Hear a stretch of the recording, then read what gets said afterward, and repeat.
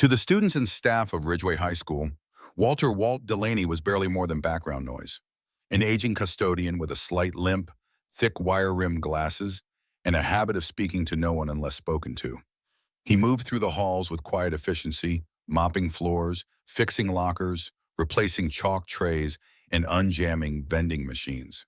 He wore the same khaki work uniform every day, with a stitched name patch that most people never bothered to read. Walt wasn't mean, he wasn't unfriendly, but there was something about him that made people keep their distance.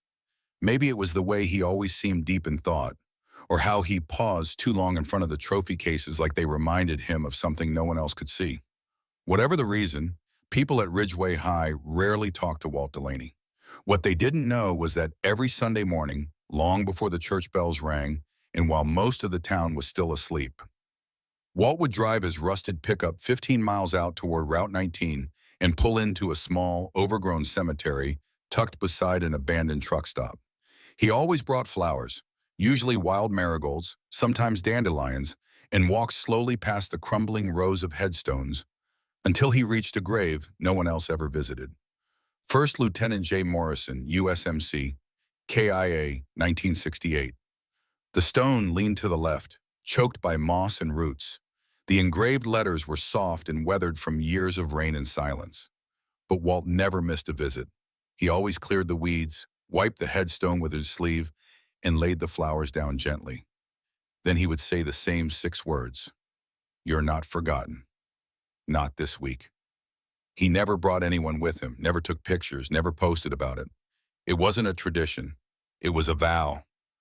What no one knew, what Walt had never told a single soul, was that he had never actually met Lieutenant Morrison. He wasn't family, wasn't a friend. In fact, he'd stumbled upon the grave 10 years earlier while searching for his cousin's marker. Something about the name, the rank, the neglect, it didn't sit right. A fallen Marine with no flag, no flowers, no footsteps worn into the earth beside him. Walt couldn't let that stand, so he returned every week, through illness, through holidays, even after his minor stroke. He returned.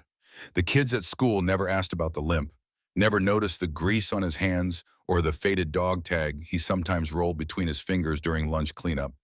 To them, he was just the janitor.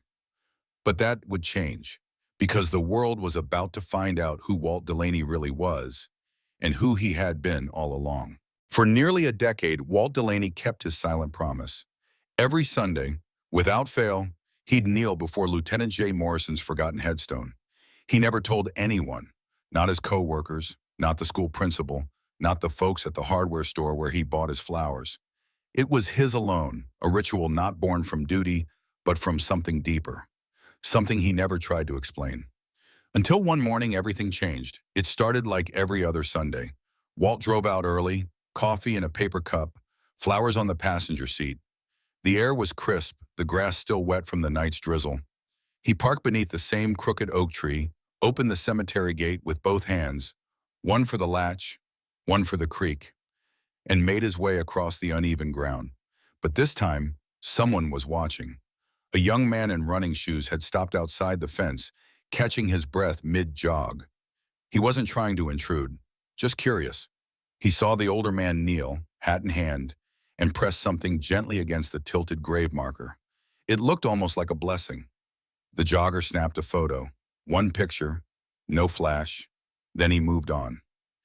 That evening, the photo appeared online with a caption that read, "Man leaves flowers at same forgotten grave every Sunday for 10 years. It wasn't meant to go viral, but it did. By Monday morning, thousands had seen it. By Tuesday, it reached a veterans group forum. By Wednesday, someone in uniform recognized the name Jay Morrison, and that's when things truly began to shift. But back at Ridgeway High, Walt had no idea. He didn't use social media, still paid bills in person. His phone didn't even have a camera. As far as he was concerned, his routine continued like clockwork. Until Friday afternoon. He was replacing a broken chair leg in room 204 when the school secretary called him to the front office. 2 men in dark suits were waiting. Not agents, not officers, Marines, but not the young kind. These men had ribbons that had seen deserts, faces that had stood in rain. "Mr. Delaney," one of them asked, We'd like to speak with you about Lieutenant Morrison. Walt's hand froze mid-reach for his toolbox. That name, that grave. He nodded slowly and followed them out into the parking lot. There in the back seat of a black government sedan, they handed him a folder. It was thick, heavy, not just with paper, but with everything that paper couldn't carry.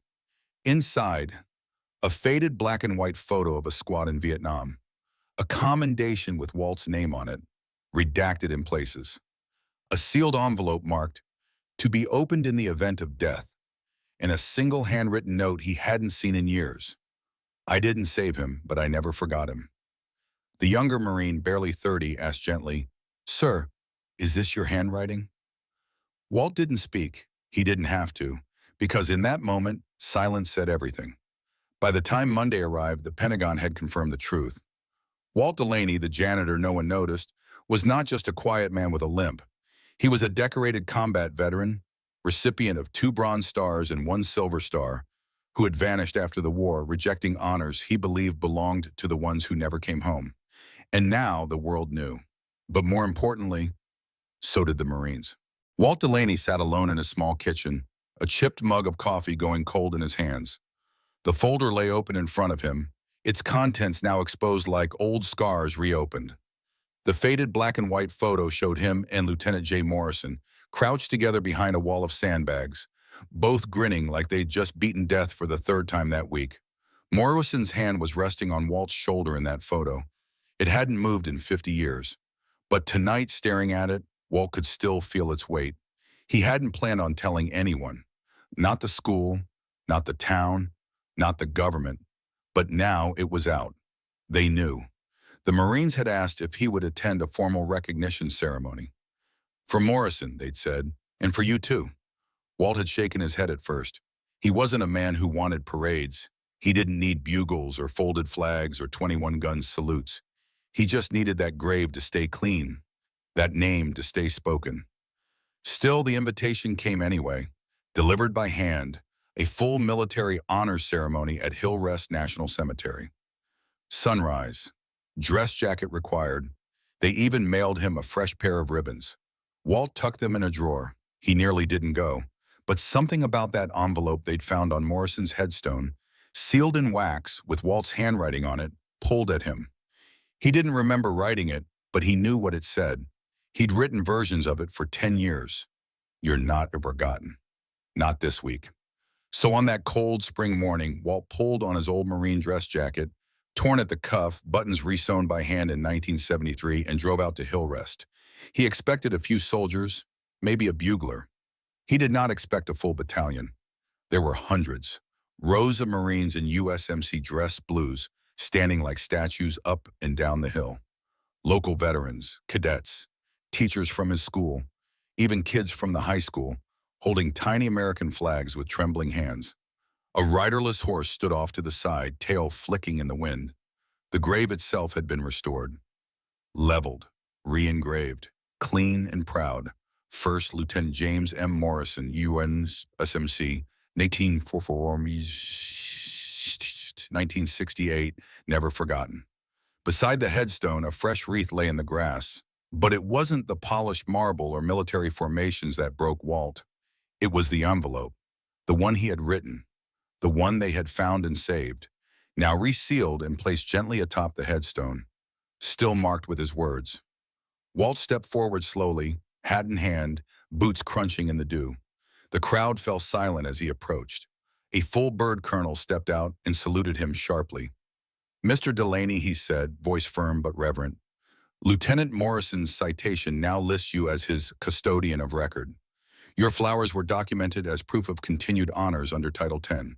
This ceremony is for him and for you." Walt didn't respond. He couldn't. His mouth opened, but no words came out. That's when a young man stepped forward, barely 20, in civilian clothes, a cane at his side and a patch on his shoulder that read ROC. "My father served with Lieutenant Morrison," the boy said. "He told me if I ever met the man who remembered him, I should say thank you." He handed Walt a small, folded photograph. It was a picture Walt had never seen. Him and Morrison, again, barefoot, sitting on crates, socks drying in the sun, the kind of moment war tries to erase, but can't. I didn't know this existed, Walt whispered. He kept it in his footlocker, the boy said. On the back, he wrote your name. He called you the watchman. Walt clutched the photo to his chest. He didn't cry. Not yet. But when the bugler played taps and the rifle team fired 3 volleys, something in him cracked. And when they folded the flag, handed it to him, and saluted him again, this time in front of the world, not just a gravestone, Walt stood tall, not out of pride, out of duty, because Morrison had carried them once. And now it was Walt's turn to carry his memory back into the light. The ceremony ended, but no one moved. Not at first. The air at Hill Rest National Cemetery hung heavy, not with sorrow, but with something deeper. Reverence. A kind of stillness that made people stand taller, breathe softer, listen harder. Even the flag above Lieutenant Morrison's grave, newly raised and snapping in the breeze, seemed to hold its posture. Walter Delaney stood alone for a moment longer. His hand still gripped the folded flag, the photo tucked gently inside his jacket. Around him, generations stood silently. Marines in crisp dress blues, veterans in worn jackets with faded patches, students who didn't know what they'd just witnessed, but instinctively knew it mattered. No one laughed. No one checked their phone. They simply watched the man who had once been invisible walk slowly back down the aisle lined with honor. When he reached the bottom of the hill, a small group of high school students approached him. One of them, a girl no older than 16, held out a single wild marigold.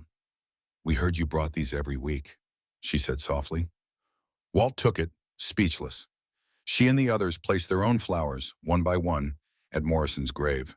Not because they knew him, but because now they would never forget him. Later that day, back at Ridgeway High, something strange happened. The same hallway Walt used to mop in silence was lined with handwritten notes taped to the wall. "Thank you for remembering him. We didn't see you, but we do now. The watchman never forgets." Students left small flags outside the custodian's closet. A teacher brought in a framed copy of the photo that had gone viral. The principal ordered a bronze plaque to be mounted near the entrance of the school. It would read, "In honor of Walter the Watchman Delaney, for his quiet service, unwavering memory, and the legacy of honor he left behind." Walt didn't ask for any of it. He still showed up to work on time the next morning. Still wore the same uniform. Still fixed squeaky doors and replaced flickering lights. But people looked him in the eye now. They said, "Good morning, sir." They meant it. General Bridges, who had presided over the ceremony, later wrote in a letter to the Department of Veterans Affairs, "It's not always the loud ones who carry legacy. Sometimes it's the man with the mop, the man who kneels alone at sunrise, the man who brings flowers to a forgotten name until the world is forced to remember." That letter was posted on the school bulletin board, not as an announcement, but as a reminder. Because the story didn't end with a folded flag or a polished headstone. It began with a quiet man and a vow made beneath a crooked oak tree on a rainy morning. And now, even after the salute stopped and the uniforms returned to their posts, the memory stood like stone, unmoving, unfading, unforgotten. That night, Walter Delaney sat alone in his kitchen, the soft tick of the wall clock the only sound breaking the silence. The ceremony was over. The applause had faded. The last notes of taps still echoed somewhere in the back of his mind like a lullaby made of ghosts. In front of him sat a wooden shadow box. He hadn't opened it in years. Inside were medals he never displayed, photographs he thought had been lost to time, and a worn leather notebook filled with a decade's worth of notes, each one ending with the same 6 words: "You're not forgotten, not this week." He placed Lieutenant Morrison's photo inside the box, next to his own from decades ago. 2 young Marines, boots muddy, grins tired but proud, their arms slung around each other like brothers in the middle of a war that hadn't finished taking. Walter didn't cry.